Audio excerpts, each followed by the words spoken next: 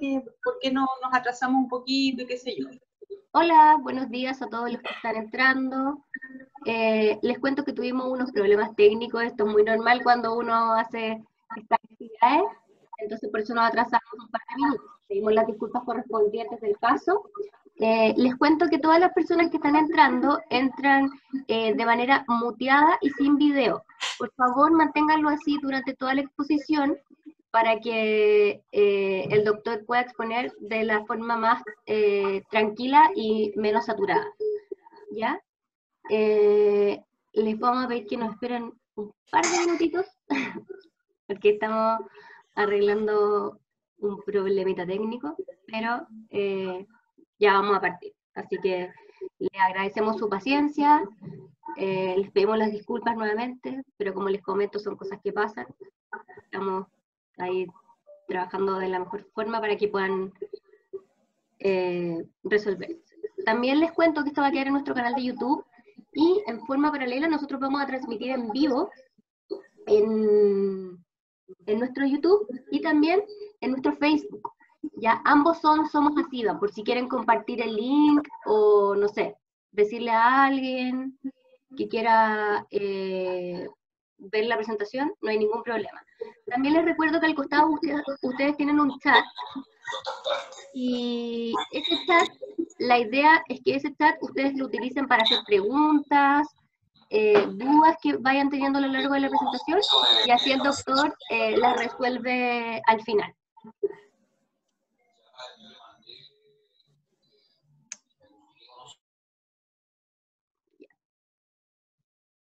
Entonces ahí vamos. Les vuelvo a pedir que por favor todas las personas que están con cámara apaguen su cámara, por favor, y mantengan su audio en silencio. Ya podemos comenzar, así que le vamos a dar la bienvenida a nuestro presidente, don Ricardo Guerra, que va a dar unas palabras de inicio. Hola, buenos días a todos, bienvenidos a este webinar organizado por ACIBA en conjunto con el Colegio Médico. En los días que estamos viviendo de esta sindemia de crisis que nos han ido atacando, el tener la opinión del presidente del Colegio Médico Regional nos parece muy importante, tanto desde el punto de vista de cómo ellos están viendo el proceso de esta pandemia y que ven del mundo de la salud en los próximos días, pero también él va a tocar algunos temas relacionados como de lo que se espera del sistema de salud para los próximos años, digamos, como reforma, etc. Así que muchas gracias a todos por su presencia, bienvenidos. Muchas gracias, doctor Latorre, por estar acá con nosotros y tener esta buena disposición de aclararnos varios temas que naturalmente que para todos aquellos que no somos del mundo de la salud nos parecen lejanos y hoy día nos atacan de información, y la verdad es que es bueno contar con información de personas que son realmente conocedoras y nos permiten aclarar tantas dudas que uno tiene al respecto. Muchas gracias y bienvenidos a todos nuevamente.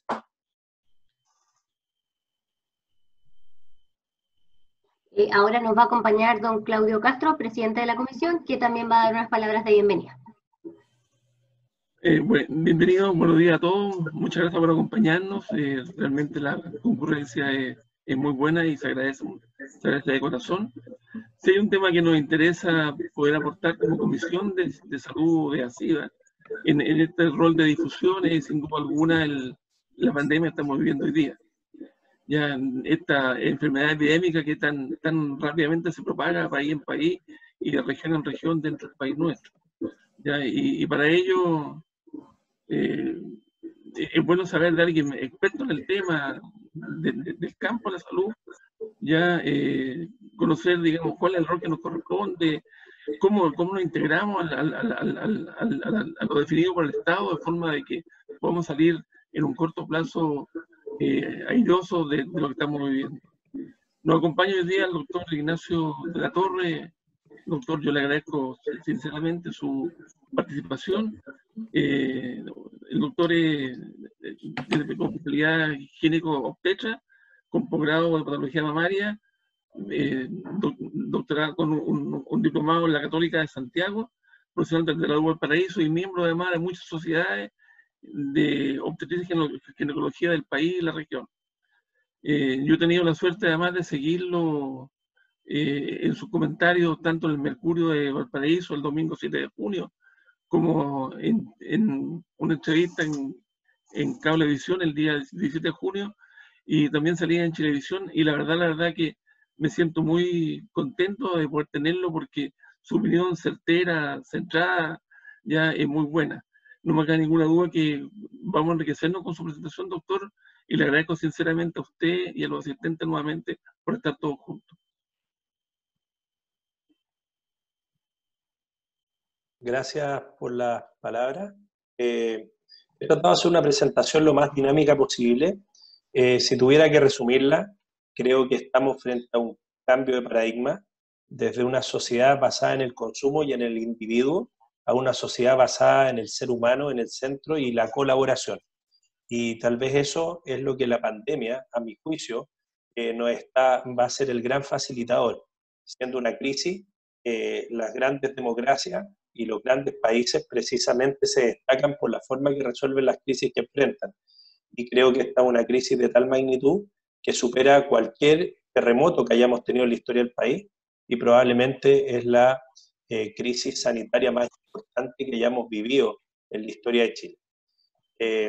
Contarles un poco, esta presentación empieza con la situación actual de coronavirus. Esto está actualizado con el último informe epidemiológico que es del 30 de junio, y nosotros en este momento superamos, cuando hablamos de tasa de fallecidos por millón de habitantes, nosotros estamos superando con creces a cualquier otro país de Latinoamérica.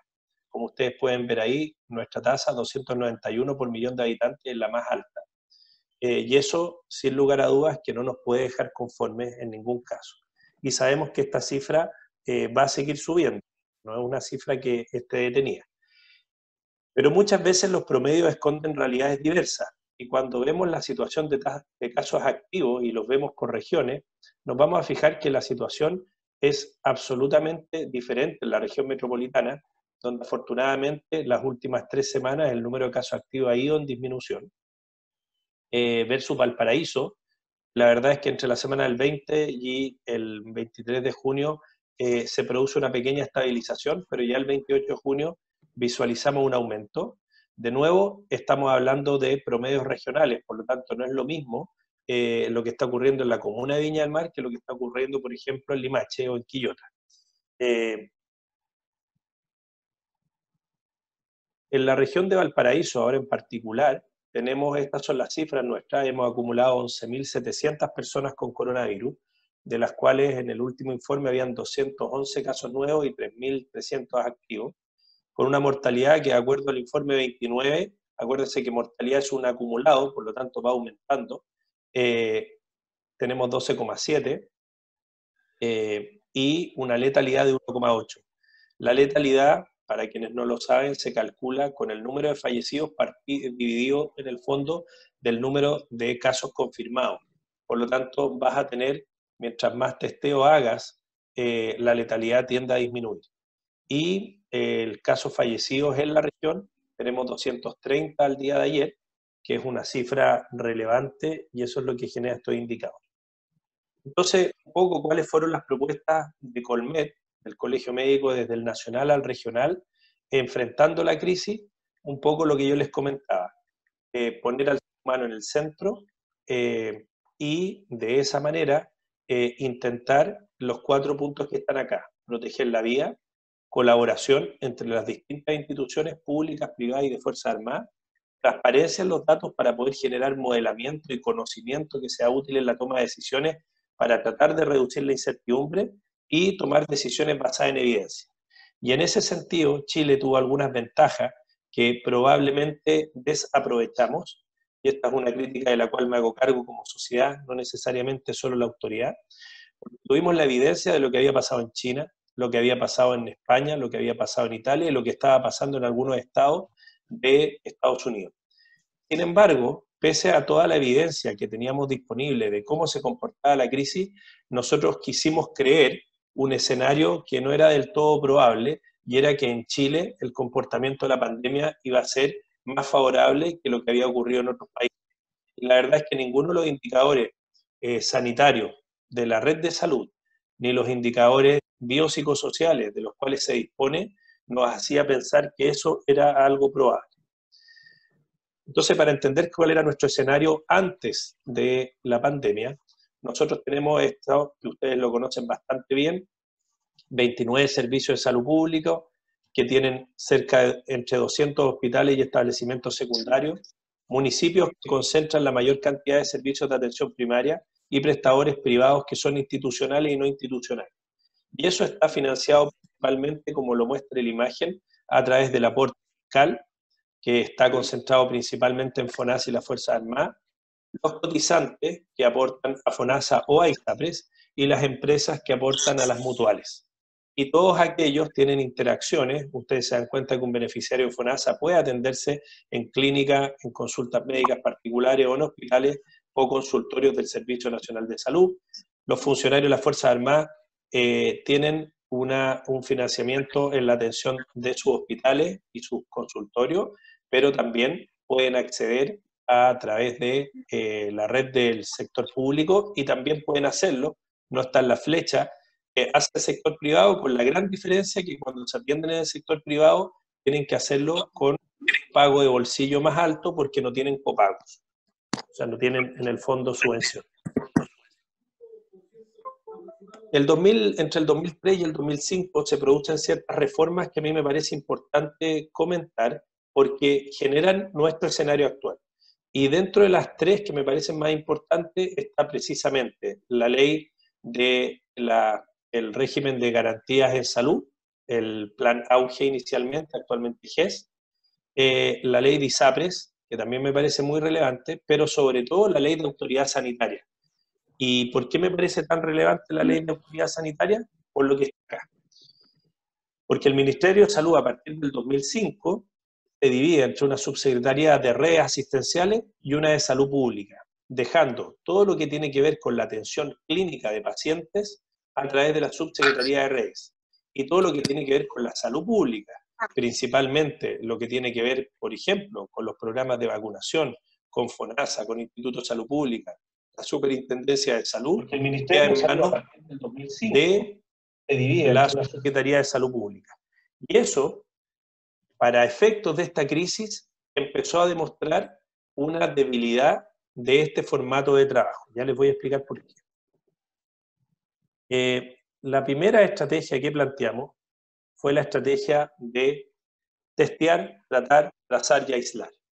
Y esta estrategia, que tiene 4 puntos, que le hemos llamado la estrategia 3TA, requería la colaboración con la autoridad civil, militar y sanitaria de la región y del país, comunicación con los directores del servicio de salud, organización con representantes del centro de salud, generar información y socializar las estrategias en la comunidad.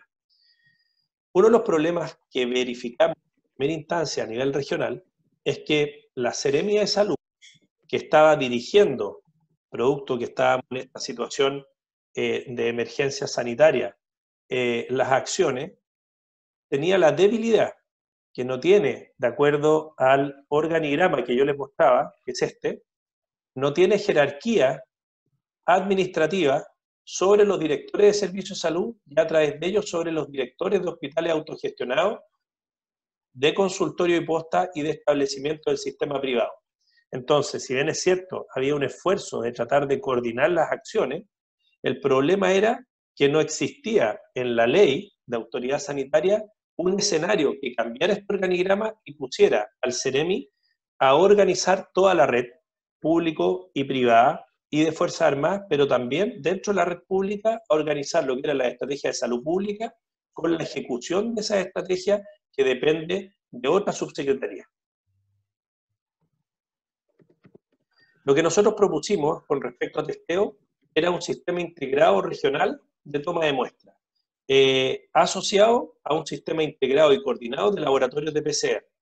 La meta, en términos de evidencia científica es que nosotros debiéramos realizar entre 1.000 a 1.200 test diarios por millón de habitantes, lo que nos da entre 2.000 a 2.400 en la quinta región. Y el tiempo promedio de informe no debiera exceder las 24 horas, de tal manera que las estrategias que siguen, como es, por ejemplo, la trazabilidad y el no se vean perjudicadas por un informe que en la etapa inicial de la pandemia un 25% de las personas tenían el informe después de 7 días. Dentro de la información que hemos hecho en el país y en la región, esto es espectacular lo que se ha conseguido. Solamente recordarles que antes de la pandemia, y podemos retrotraernos a enero, en la región no había ningún laboratorio de PCR que estuviera asociado a la atención clínica de pacientes que pudiera realizar este examen. Y por lo tanto hubo que activar toda una red y un esfuerzo para montar la tecnología. Y esa tecnología da lugar a lo que les estoy mostrando acá. En este momento tenemos los laboratorios que ahí están listados y esa es la cantidad de test que procesaron el día 30. Y ahí están los promedios de tiempos de respuesta, con un promedio de 28 horas que ha mejorado bastante en comparación a lo que teníamos hace 2 semanas atrás. Y como ustedes pueden ver, con la incorporación de laboratorios que son públicos, algunos que vienen del mundo de las universidades, algunos que son privados y algunos que están ahora en la red pública de atención clínica directa.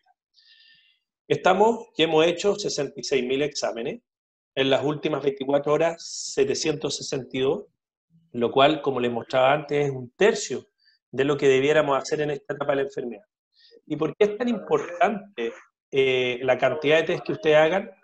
Por el valor acumulado que tenemos, que si ustedes lo ven es un 18% positividad, pero en las últimas 24 horas un 26% positividad.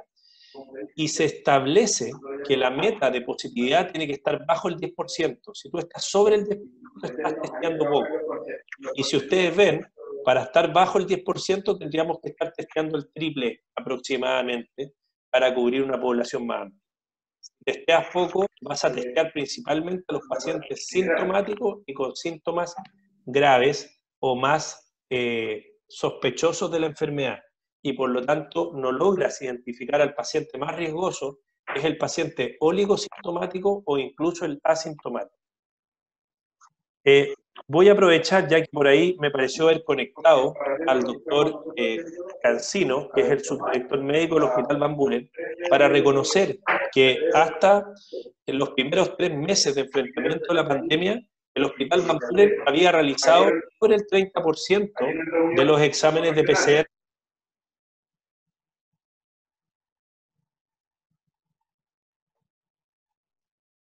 Sigue teniendo un rol preponderante en estos momentos, precisamente el Hospital Van Buren, pero el esfuerzo, como ustedes lo pueden ver, ha sido transversal y es de una integración público, privada y de Fuerzas Armadas.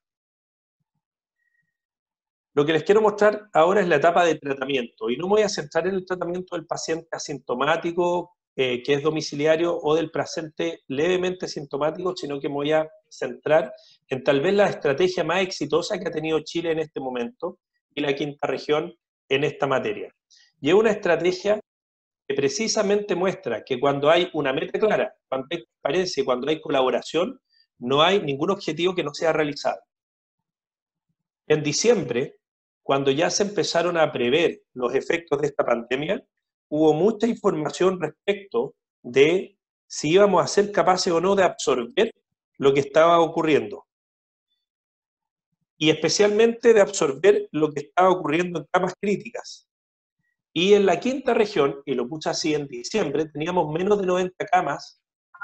Primero era muy difícil saber cuántas camas teníamos porque esa información no estaba disponibilizada, me refiero a todas las camas de la región, y las 90 son la sumatoria del esfuerzo público, privado y de Fuerzas Armadas. Eso había en diciembre cuando se hizo un levantamiento de la información. Y cuando se les preguntó a los jefes de unidades a cuánto creían que podíamos llegar, todos pensaron que 150 era una meta muy ambiciosa y doblar la cantidad de cupos de camas UCI a 180 iba a ser algo absolutamente destacable, pero probablemente una meta como un horizonte a la cual no íbamos a poder llegar. Y lo que les pongo ahí en número es que llegamos a 220. 220 el número de camas. De hecho, ayer habían 221 camas totales, de las cuales, y acá vienen las cifras interesantes, 139 utilizadas por pacientes COVID positivos y 67 por pacientes no COVID, lo cual al día de ayer nos dejaba 15 camas libres. Ese número se ha mantenido más o menos estable en las últimas 2 semanas entre 15 y 20 camas. Y si es ese el escenario, no es porque no tengamos un número importante de pacientes, sino que es porque tenemos o tuvimos la capacidad de crecer.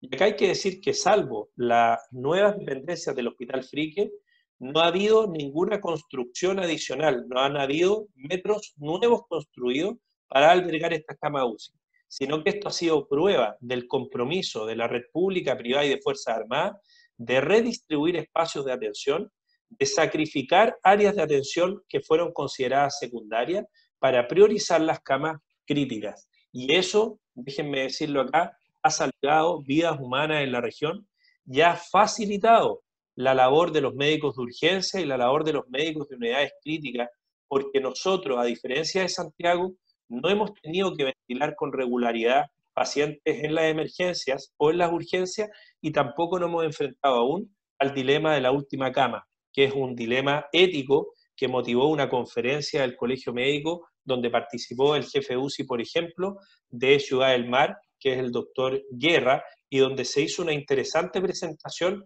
de la angustia para los trabajadores de la salud que están precisamente en unidades que están copadas. Sin embargo, estos números no son tan auspiciosos porque hemos seguido aumentando persistentemente nuestra ocupación de las camas críticas.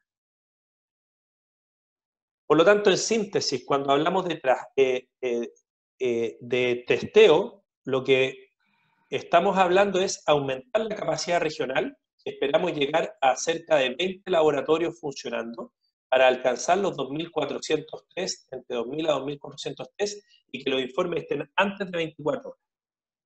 El siguiente punto es la trazabilidad. Esta es la gran deuda que tenemos, y esto que les estoy mostrando ahí es la síntesis de las propuestas que el Colegio Médico le entregó al Ministerio y a través nuestro también a los Ceremi.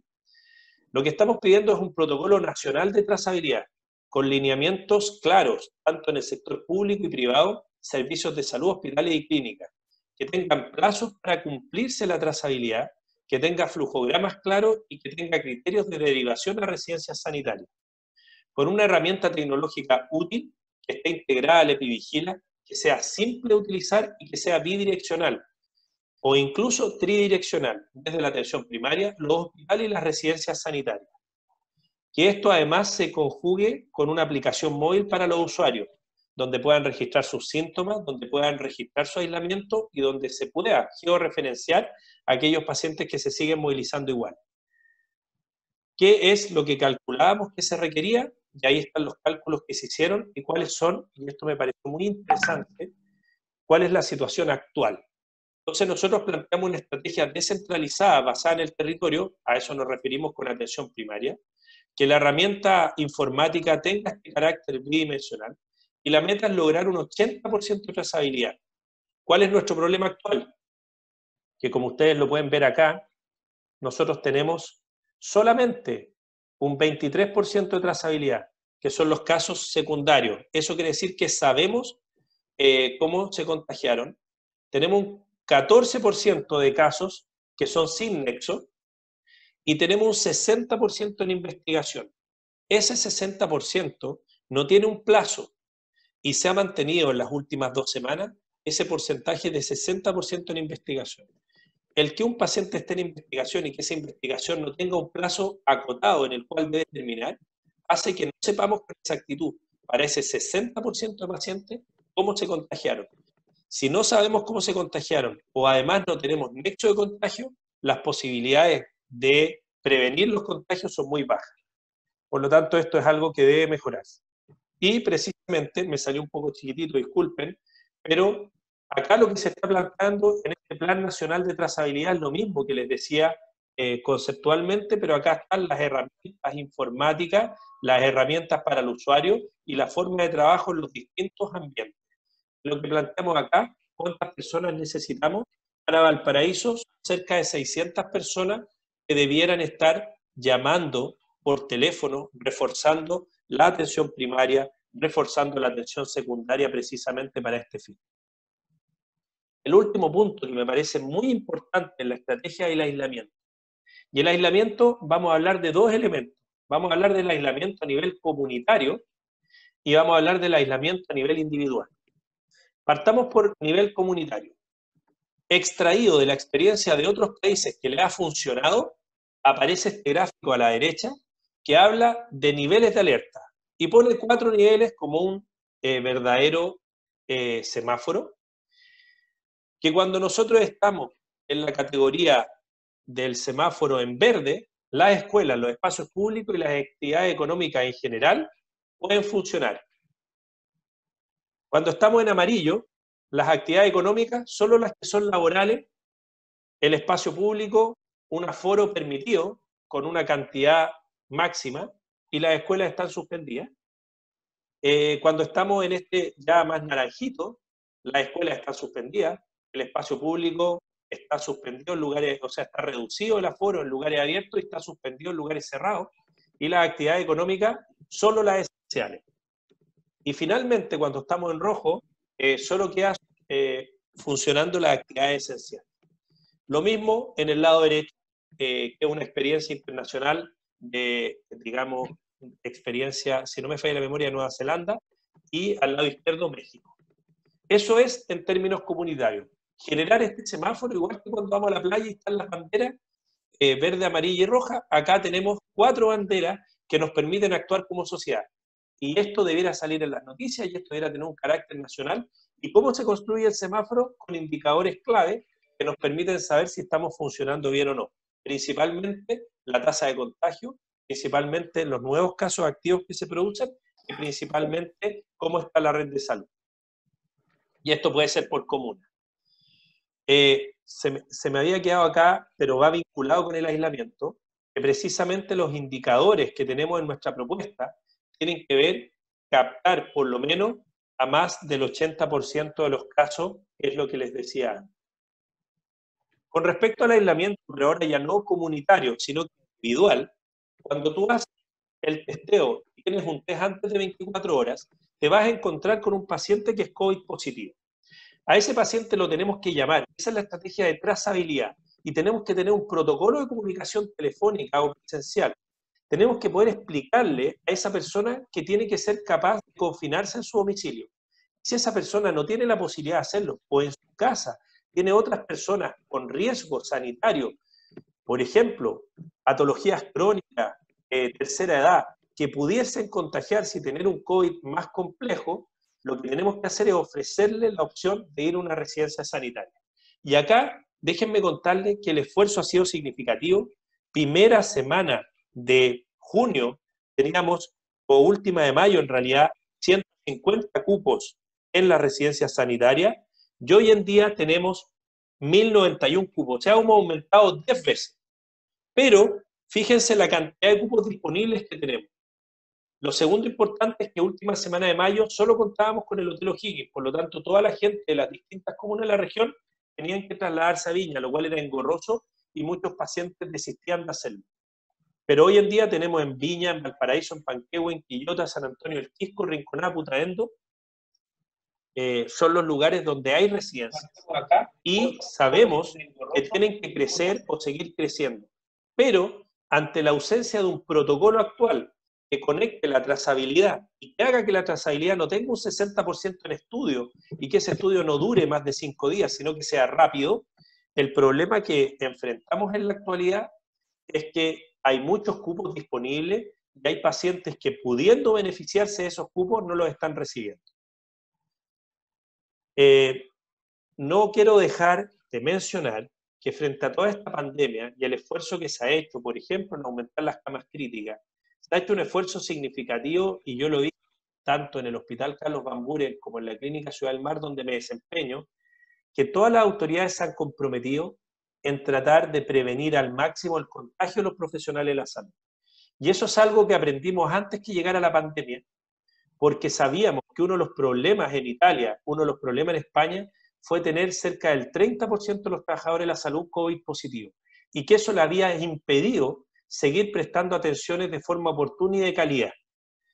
El esfuerzo ha sido significativo, pero no podemos olvidar que de 11.000 casos activos confirmados en la región, tenemos 856 trabajadores de la salud confirmados. Eso nos da casi un 10%.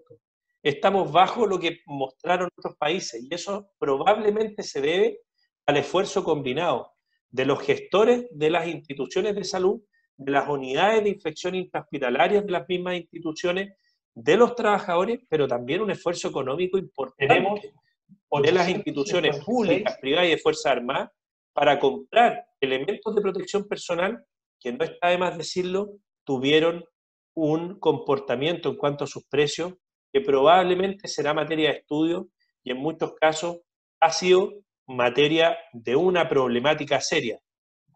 50 mascarillas quirúrgicas de 3 pliegues valían antes de la crisis del coronavirus 10 veces menos de lo que valen hoy. Y eso es inaceptable, y entendiendo que existan reglas de la oferta y la demanda y que en este momento hay una sobredemanda de PP, probablemente un área que determina un encarecimiento de la atención de salud y que en muchos casos puso en riesgo a trabajadores, por ejemplo, al tener que utilizar una mascarilla por 24 horas o al tener que utilizar una mascarilla N95 por 7 días o tener que reutilizar un protector facial cuyo uso era desechable. Y ese es el tipo de situaciones en las cuales no estamos poniendo al ser humano en el centro y no estamos trabajando de forma colaborativa. Y esa es el área en la que probablemente vamos a tener que trabajar para que en otros momentos de nuestras crisis no actuemos de esa manera. Quiero terminar esta presentación señalando que no es momento de bajar la guardia. No hemos pasado la peor etapa de COVID en la región. De hecho, los indicadores muestran que en la última semana epidemiológica la quinta región aumentó sus casos activos con respecto a la anterior. Y eso nos hace pensar y nos hace plantear que las cuarentenas aumenten probablemente hacia la provincia de Marga Marga, porque la conectividad de nuestras comunas es tan cercana que el hecho de que Viña esté, por ejemplo, en cuarentena y Quilpué o Concón no lo estén, cuando las separa apenas una calle, es una situación que genera movilidad y esa movilidad es la que queremos reducir. Pero para reducir efectivamente el coronavirus, la cuarentena no es la medida más eficiente ni efectiva. Lejos, las medidas más efectivas son la estrategia de testear en la medida que conversamos, trazar los indicadores que conversamos y aislar de la manera que conversamos. Pero el coronavirus y todo el esfuerzo que hemos hecho como sociedad y como trabajadores de la salud nos ha dejado una gran área descubierta. Y esa área descubierta ya se empezó a transmitir en los medios de prensa hacia finales de abril. Y este es un corte que se hizo a finales de marzo, donde se hablaba de cerca de 350.000 personas en listas de espera, de las cuales GES solamente serían 19.000, prácticamente 20.000. Eso es marzo. Y sabemos que la fecha actual, la cifra está por el orden probablemente de las 600.000 prestaciones, o sea, es un rango absolutamente elevado. Esto también nos ilustra cuántas cosas se hacen en el sistema público, privado y de Fuerzas Armadas, que normalmente no las tenemos integradas como una información y por lo tanto canalizar y obtener esta información resulta difícil. Y ahí también tenemos una labor en transparencia. Y se habla, y se planteaba a esa altura, que más de 340.000 personas, como lo que les decía, tenían esta lista de espera, pero fíjense, tras la pandemia, que esto se pensaba que la pandemia iba a haber concluido entre abril y mayo, y sabemos que esta cifra se quedó corta y probablemente van a ser 600.000 personas, pero de nuevo, es difícil construir la cifra y estamos a la espera de que se actualice este informe. Pero solamente comentar que han habido más de 2.400.000 consultas de especialidad que no se han hecho. Miren la cifra de lo que estamos hablando. Y por lo tanto acá y en la audiencia y entendiendo el rol que genera SIVA y los distintos prestadores de salud que pertenecen a esta institución, yo los quiero invitar a desde ya nombrar y generar un grupo de trabajo, una fuerza de trabajo que empiece a pensar con esta mirada centrada en el ser humano y basada en la colaboración y la cooperación mutua, público, privada y de Fuerzas Armadas. Yo ya lo propuse al Ministerio a nivel nacional y ya lo hemos propuesto en el Colmet a nivel nacional y también se lo propusimos al Ceremi a nivel regional. Tenemos que generar un equipo de trabajo que en este momento deje de pensar en coronavirus y empiece a pensar cómo nos vamos a hacer cargo de este volumen de pacientes GES y no GES que están en este momento retrasados en sus tratamientos, retrasados en sus consultas de especialidad e incluso retrasados en sus consultas de medicina general. Eso es lo que quería compartir con ustedes. Disculpen si me extendí un poquito más de lo que me había comprometido. Muchas gracias por la atención. Doctor, muchas gracias. Quiero invitar, te voy a hacer las preguntas que nos han dejado acá por el chat para que tú puedas ir resolviéndolas. ¿Te parece? Sí. Ya. La primera es de Enrique Vera y Enrique dice, disculpa, perdón, no es Enrique. Andrés Gallardo dice, ¿cuál es su opinión respecto a la idoneidad del cargo en las distintas autoridades de salud que conlleva al enfrentar adecuadamente la crisis sanitaria del COVID-19? Esto referido específicamente al subsecretario de redes asistenciales. Bueno, es una pregunta difícil, porque cuando el Titanic chocó y se empezó a hundir, probablemente en ese momento nadie cuestionaba la idoneidad del capitán del barco o su oficialidad. Pero cuando falleció gente y cuando la historia se hizo cargo de analizar lo que ahí había acontecido, la historia pudo hacer un juicio más justo acerca de las razones por las cuales se produjo ese lamentable accidente náutico. En el caso de la pandemia, yo creo que es difícil hacer una evaluación cuando estás durante el proceso y probablemente va a ser mucho más relevante ese análisis cuando hayamos enfrentado la pandemia. Los números hablan por sí solos. Y hay un análisis que tenemos que tener claro. Comunicacionalmente, en abril, se planteó un escenario que a la larga no terminó siendo real, sino que terminó siendo irreal. Y me refiero a que Chile había enfrentado de mejor manera que otros países del mundo la pandemia. Chile no ha enfrentado de mejor manera la pandemia, pero esto no quiere decir que las autoridades sanitarias no hayan sido los mejores tomadores de decisiones. Lo que quiere decir es que no podemos olvidar cómo Chile llegaba a esta pandemia. A nivel regional, el hecho de que el Ceremi no tuviera jerarquía directa y capacidad de ejecutar las políticas sanitarias en la red de salud y tuviera entonces que recurrir a los directores de servicios de salud, es un buen ejercicio de colaboración y trabajo. Pero cuando los servicios de salud no seguían las políticas que se habían indicado o se retrasaban en ejecutarlas, lamentablemente eso nos hacía perder tiempo.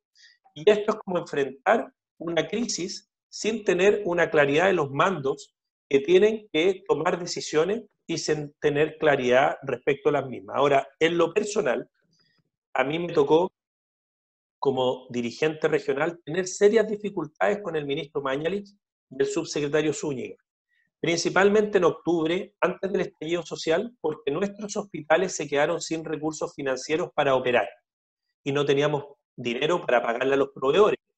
Y muchos de esos proveedores dejaron de entregarnos insumos e hicieron que no pudiéramos realizar nuestras prestaciones.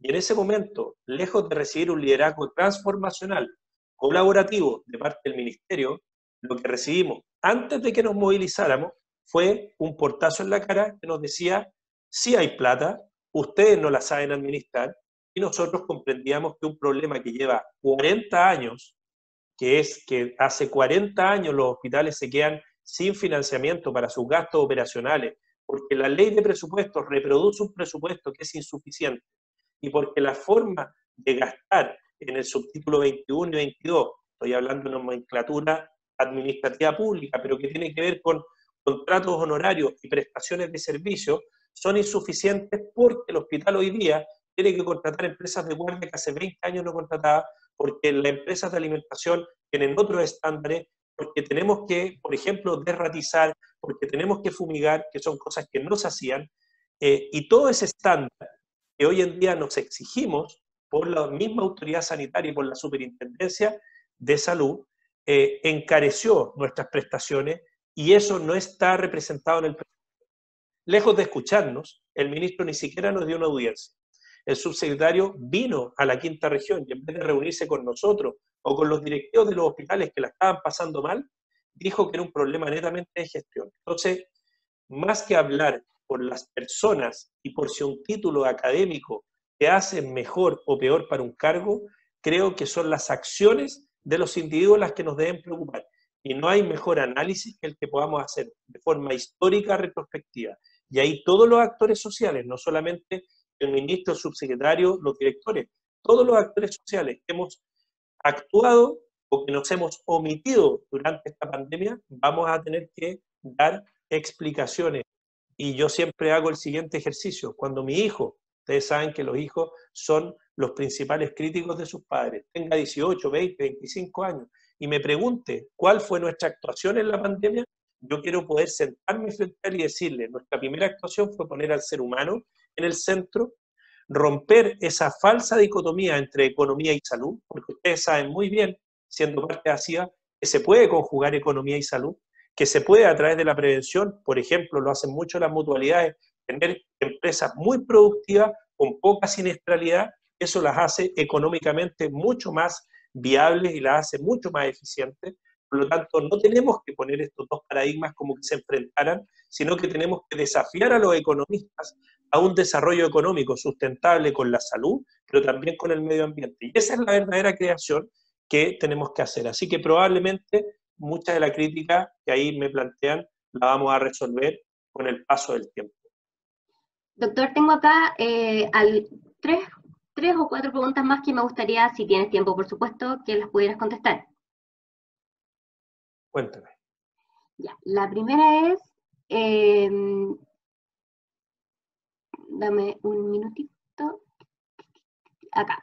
¿Qué medidas sanitarias se pueden tomar para entregar medicamentos y a la vez tomar exámenes sin exponer a los o las pacientes que viven con VIH? Mira, súper buena pregunta, pero al mismo tiempo la vamos a ampliar y la vamos a sacar del VIH, porque hay tantas patologías que generan inmunocompromiso que hay personas que han dejado de asistir a sus controles o que han dejado de realizarse exámenes precisamente por temor a contagiarse. Una crisis es una oportunidad. Y acá lo que tiene que ocurrir es una destrucción creativa. Cuando hablamos de destrucción creativa es romper los moldes, los paradigmas que existen, lo que hacen siempre los emprendedores, y ver en esta oportunidad un desafío. Y les voy a contar dos historias a partir de que creo que va a permitir fortalecer mi idea. Pero en diciembre jamás Ignacio Latorre hubiera pensado que en Chile, en la quinta región, en Quillota, íbamos a poder hacer un ventilador mecánico o una cánula de alto flujo. Jamás pensé. ¿Por qué? Porque tengo de alguna manera seteada nuestra idea. Somos un país productor de agricultura, alimentos no procesados, somos un país productor de cobre y somos un país que exporta materias primas.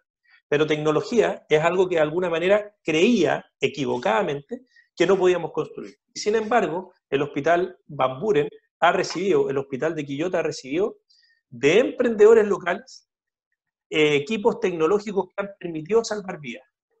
Que esto no hubiese sido posible sin la mediación de universidades que colaboraron con generar una masa de personas capaces de ponerse en un problema, entendiendo que la vida humana estaba en juego, viendo en Europa que el problema de los ventiladores había determinado que personas fallecieran, escuchando palabras sumamente sentidas, como algunos ciudadanos de tercera edad que decían, si me complico, no me conecten porque no quiero quitarle el ventilador a alguien que no haya vivido lo que yo ya viví. Y en ese escenario, mentes creativas, perseverantes, consistentes, chilenos promedio, se ponen a crear soluciones a este problema. Y de nuevo se produce un círculo virtuoso de creación. Pero para eso había que destruir un estándar normal y era el estándar que nosotros, para tener ventiladores, había que ir a comprarlo a Alemania o a China. Bueno, ¿qué ocurre con estas empresas después de este empujón? ¿De qué manera instituciones como ASIVA, de qué manera instituciones como la Corfo, de qué manera el gobierno, a través de distintas entidades como Cercotec, etcétera, pueden apoyar que estos emprendimientos logren ayudarnos a ir al salto cualitativo hacia la tecnología, hacia el desarrollo de soluciones tecnológicas? Por lo tanto, esa es un área. En la pregunta en particular, bueno, vimos experiencias basadas en aplicaciones tipo Corner Shop de entrega de medicamentos a domicilio. ¿Por qué en este momento no avanzar en receta electrónica, validar aplicaciones que puedan distribuir medicamentos y que lo puedan hacer con estas recetas validadas? Ya existe la firma electrónica, tenemos que avanzar. Fíjense que gracias a la pandemia, el avance en las COMPIN con el manejo de licencias electrónicas fue significativo y la reducción de los tiempos ha sido significativo. Pero aún así, por ejemplo, la licencia para contacto estrecho solo la siguen emitiendo las COMPIN. Y eso, en realidad, la Seremi a través de la COMPIN. Y eso ha enlentecido mucho el proceso. ¿Y por qué ocurre esto? Porque existe la desconfianza que si la liberalizamos, algunas personas harían licencias de contacto estrecho de personas que tal vez no lo fueron. Un país no se construye desde la desconfianza. Y cuando nosotros tomamos literatura internacional, menos del 10% de las personas, de los seres humanos, se comportan de una forma poco ética. Por lo tanto, construir un modelo basado en la sanción y en la prevención del mal comportamiento de aquellos enlentece. Por lo tanto, la destrucción creativa también tiene que ver con liberalizar algunas conductas y evitar mantenernos dentro de esta caja tan cerrada que finalmente asfixia la capacidad creativa y enlentece los procesos.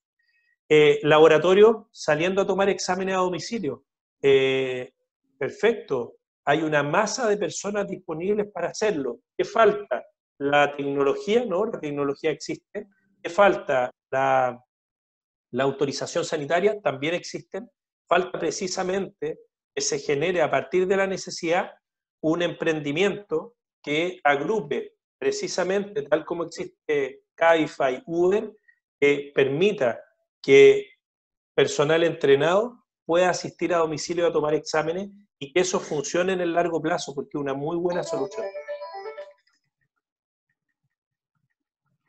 Ok, muchas gracias, doctor. Acá hay otra, mira. Preguntan, ¿qué capacidad tiene el buque hospital de la Armada para poder ayudar en las intervenciones GES pendientes? Mira, es una muy buena pregunta. Nosotros visitamos ese buque hospital, tiene 2 pabellones, tiene 4 camillas de prequirúrgico, o sea, donde tienes al paciente antes de operarse para el último chequeo, y tienes cerca de 8 camillas de recuperación postquirúrgica. La verdad es que si uno le pudiera sacar el máximo partido, probablemente podría estar operando entre 6 a 8 pacientes por pabellón al día, en un rendimiento sumamente estricto. Pero si ya nos vamos a cirugías más complejas, como las que se hicieron el jueves pasado, que hubo cirugías de cáncer de mama, precisamente GES postergada, uno podría estar operando 3, 4 pacientes por pabellón al día. ¿Cuáles son las limitantes? En este momento, una de las limitantes tiene que ver con el recurso humano. El hospital está a cargo del buque, destinó personal para el buque, pero este personal que sale de la misma plana del hospital. No es que hayan existido contrataciones especiales para habilitar este buque. Y yo creo que ahí viene, y ahí de nuevo se produce el problema que yo comentaba, y te agradezco la pregunta porque me permite plantearlo. Seremi, conociendo esta situación, no tiene la capacidad, no es que no tenga la capacidad técnica, sino que no tiene la forma, la Seremi, de apretar el brazo ejecutivo, que es la subsecretaría de RE. Entonces, Seremi, aunque tenga fondos, no contrata para la atención clínica directa. ¿Quién tiene que hacerlo? La subsecretaría de RE. Y acá vienen nuevos problemas. Lo puedo comentar acá y me parece bien. En el sistema público hubo que contratar más de 1.000 trabajadores a honorarios y probablemente muchas clínicas tuvieron que hacer lo mismo para realizar las prestaciones adicionales que estaban haciendo. esos contratos del sistema público tienen 24, mínimo 24 pasos administrativos desde que seleccionamos a la persona hasta que recibe su remuneración. El Estado necesita ser eficiente, rápido en la solución de este tipo de crisis. 24 pasos burocráticos que podrían simplificarse en 3 y que solo tienen como origen la desconfianza. Que se supone que yo estoy contratando a una persona, pero en realidad no la estoy contratando. Por lo tanto, tengo que ver todos los documentos de esa persona, aunque ya existan, aunque ya haya trabajado en otra repartición pública o privada, tengo que partir de cero. Tiene que pasar desde recursos humanos, subdirección, dirección, servicio de salud, recursos humanos del servicio de salud, subdirección médica del servicio de salud o la que corresponda, y finalmente la dirección para firmarlo. ¿Es esa la forma de trabajar en un Estado eficiente y moderno? La respuesta es no. Entonces esto de los timbres, las firmas, es una cosa absolutamente obsoleta, ineficiente, y que hace que recién el día lunes se le pagaron a los colegas de San Antonio lo que habían trabajado entre marzo y abril, recién el día lunes. Eso es inaceptable para una empresa pública. Ni siquiera lo discuto por una empresa privada, porque las empresas privadas han acelerado mucho sus procesos, pero hay varias que todavía podrían simplificarlo. Insisto, es la confianza la base para el desarrollo de sociedades sustentables y que crezcan. Y nosotros, muchas de nuestras conductas están basadas en la pillería del que se va a portar mal. Y todo el proceso se enlentece para evitar que eso ocurra. Y lo que tenemos que hacer es fortalecer los mecanismos de sanción y de control para detectar cuando estas situaciones se produzcan, pero no burocratizar el sistema, porque finalmente mi impresión es que aquellas personas que desean hacer mal el trabajo y que desean profitar de aquello, lo van a hacer con o sin estos 24 pasos. Doctor, a raíz de eso hay dos preguntas que me gustaría poder realizarles también. Dicen que se ha perdido mucho, que la población ha perdido la credibilidad en cuanto a la información que la autoridad entrega.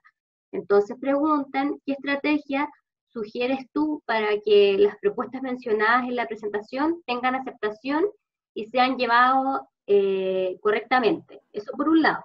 Por otro lado, preguntan, de todas las estrategias a nivel mundial, ¿cuál crees tú que ha sido la más acertada y como la que podríamos replicar en nuestro país? Con éxito, por supuesto.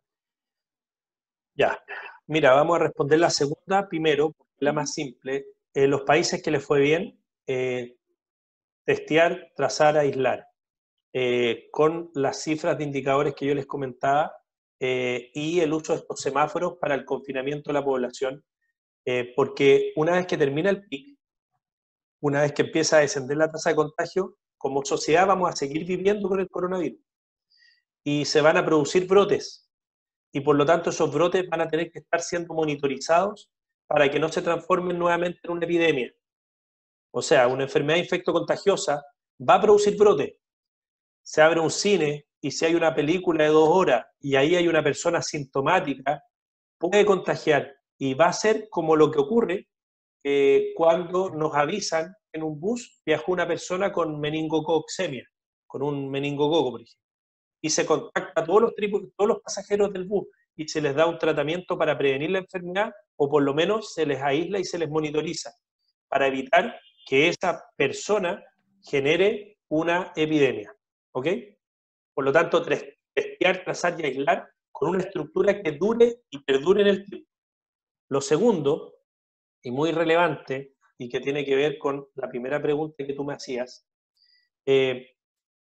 nosotros, en la estructura de funcionamiento sanitario que tenemos, es muy necesario entender que la pandemia no se va a ir.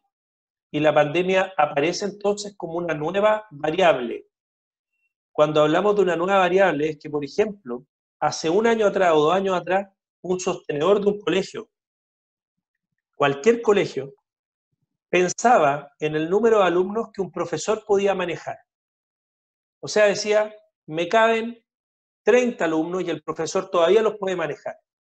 O vamos a tener 28. Y tal vez el colegio de profesores o el sindicato del colegio decía, ¿saben qué? 28 es demasiado, los niños están muy inquietos en el ciclo básico, que sean 24.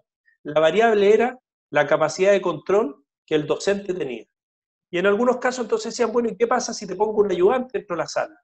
Y te pongo otro docente que te está asistiendo y ya no hay uno solo, son dos. Ah, bueno, en ese caso, tal número. Y nos habíamos acostumbrado que todos los inviernos se resfriaba a un niño y durante las siguientes 2, 4, 6, 8 semanas todo el curso se iba contagiando. Y eso nos parecía normal. Pero hoy día, cuando aparece esta pandemia, aparece otro elemento que no estaba en juego. Y es que la aglomeración, que tiene mucha utilidad en el transporte pasajero, porque lo hace más eficiente, ¿no es cierto? Aprovechar hasta cada milímetro del pasillo de una micro para que vaya gente, tal vez no van cómodos, lo mismo en un tren o el metro, pero al transportar más pasajeros se hace más eficiente, menos contaminación, menos atuchamiento, etc. Pero el problema de la aglomeración es que en esta pandemia nos mostró precisamente que la aglomeración tiene inconvenientes, y es que permite que una enfermedad contagiosa respiratoria se produzcan brotes de carácter epidémico. Entonces ahora va a aparecer también en esta disrupción creativa nuevos modelos que nos permitan funcionar en los próximos 2 años hasta que tengamos la vacuna, precisamente con fórmulas que eviten que tengamos nuevos brotes. Y ahí es donde viene la creatividad en los distintos rubros. ¿Cómo lo vamos a hacer con los cafés? ¿Cómo lo vamos a hacer en los restaurantes? ¿Cómo lo vamos a hacer en el cine? Vamos a tener aplicaciones que cuando compremos la entrada nos pregunten si tenemos síntomas. ¿Cómo vamos a hacer que esa persona no nos mienta porque quiere ver la película y no se siente tan enfermo? O porque es de esos pillines que aunque se sienta enfermo, piensa en el individuo más que en el colectivo. Ahí también tenemos una tarea muy relevante, que es cómo vamos a instalar el pensamiento asociativo, colaborativo, fraterno, de camaradería, centrado en las personas más que en el individuo, en nuestra sociedad, y especialmente en los niños, para que el comportamiento de todos sea mucho más social. Y ahí, solo concluir diciendo lo siguiente: 99,5% de las personas controladas en los puntos de control sanitario han tenido autorización para circular. 0,5 son los pillines. Y por lo tanto, no pensemos que la ciudadanía no está respondiendo. Ha respondido con la mayor capacidad posible. Pero también sepamos que hay un grupo importante de gente que vive en nuestra ciudad, que no puede conectarse a un Zoom, que no tiene internet ni electricidad en la casa, que vive con lo que gana cada día, que no tiene una bodega con alimentos no perecibles y que por lo tanto, si no sale, no tiene cómo alimentarse, no tiene cómo sobrevivir. Para esas personas el virus es el último de sus temores. Están mucho más preocupados por alimentarse, por la seguridad que tienen, viven en condiciones muy complejas, por la lluvia, por las condiciones de su entorno cercano. Para ellos, el Estado tiene, y digo el Estado y no el gobierno, tiene que demostrar su rol, y lo tiene que hacer con eficiencia y lo tiene que hacer con rapidez, porque es la forma de prevenir esta situación que es un caldo de cultivo para un malestar social incipiente que ya conocimos en octubre. Y es la sensación de que el Estado, la sociedad en su conjunto, no me entrega nada. Por lo tanto, tengo derecho a tratar de quitar lo que creo que me pertenece. Y en este caso creo que son valores que no son materiales, son valores de dignidad, son valores de justicia.